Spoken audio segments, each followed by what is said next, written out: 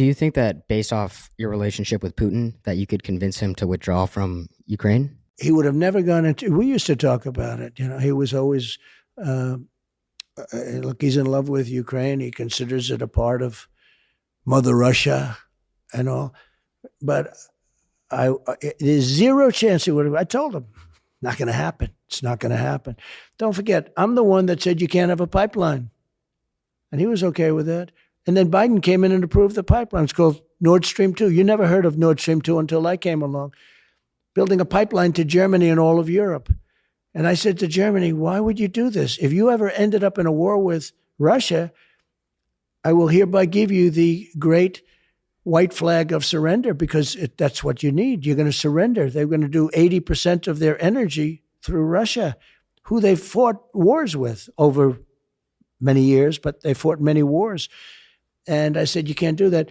Now, we are at a point in time that I believe, without question, because of the power of weaponry, is at a level that we've never had. When you go to those two places that I said, Hiroshima and Nagasaki, and when you look at the destruction done many, many years ago, the destruction done, the power, and you multiply that power times 500, that's what you're talking about.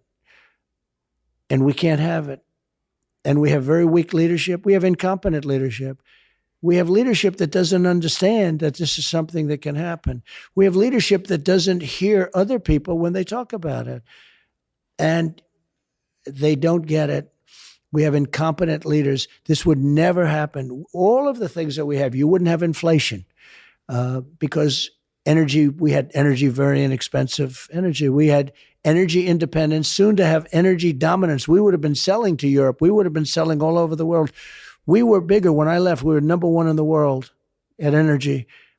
Natural gas, oil and natural gas. We were filling up the strategic reserves. Biden took the strategic reserves that I was filling up and he emptied them out now to the lowest point. Those reserves are meant for war, not to get people's gasoline prices down so they look good in an election.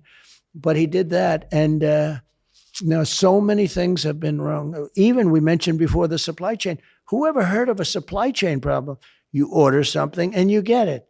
Now you order something and they tell you won't have it for years. You won't have it for years. Nobody ever heard of it before. We've become somewhat of a third world country. Our elections are third world. Sorry to tell you that.